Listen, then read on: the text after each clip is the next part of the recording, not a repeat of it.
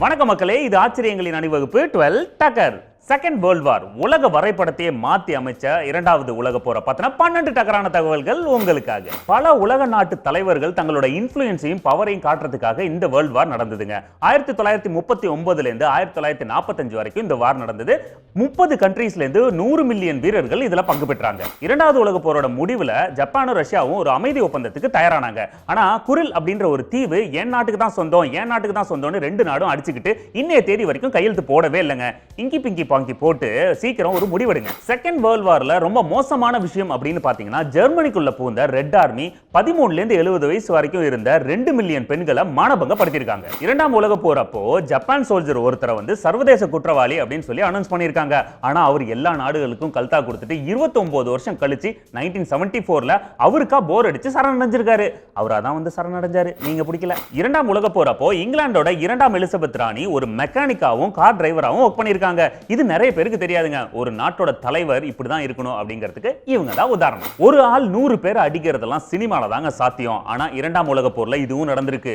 அமெரிக்க வீரரான John R மெக்கனே அப்படிங்கிறவர் Japan வீரர்கள் 100 பேரை அடிச்சு துவம்சம் பண்ணியிருக்காரு. நம்ம இனம் போல இருக்கு. இந்த இரண்டாம் உலக போர்ல சோவியத் யூனியன்ல 1890களில் பிறந்த 80% ஆண்கள் போர்ல ஈடுபட்டு இறந்துட்டாங்க. ஒரு ஜெனரேஷனே அழிஞ்சு போச்சேடா.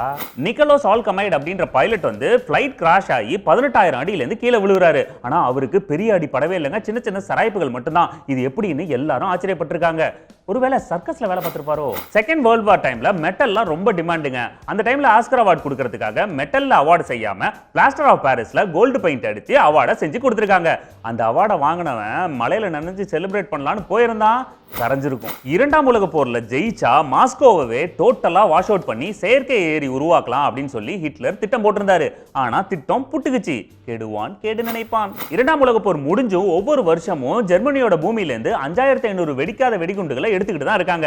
நம்ம ஊர்ல சீப்பா பட்டாசு வாங்கினா பாதி வெடிக்காதுல்ல, அந்த மாதிரி சீப்பா இவன வெடிகுண்டை வித்துருக்கான். இரண்டாவது உலக போர் அப்போ இந்தியாவோட முக்கியமான இடங்கள்ல தாக்குதல் நடத்தலாம் அப்படின்னு சொல்லிட்டு இந்தியாவோட நினைவு சின்னத்தை எல்லாத்தையும் மறைச்சு வச்சிருக்காங்க.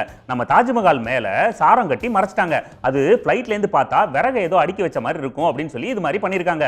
நீங்க தாஜ்மஹாலை காப்பாத்தல, காதலையே காப்பாத்திருக்கீங்க. நம்ம 12 டக்கர் உங்க எல்லாருக்கும் பிடிச்சிருக்குன்னு எங்களுக்கு தெரியும். அதை தாண்டி உங்களுக்கு ஒரு சில டாபிக்ல இன்ஃபர்மேஷன் தெரிஞ்சுக்கணும் அப்படின்னு சொல்லி விருப்பப்படுவீங்க. அந்த டாபிக்கை கமெண்ட் பண்ணுங்க, அதை பத்தின இன்ஃபர்மேஷனை தெரிஞ்சுக்கங்க. ஓகே மக்களே, மீண்டும் சந்திப்போம். இது ஆச்சரியங்களின் அணிவகுப்பு 12 டக்கர். வித் மீ உங்கள் துரைராஜ்.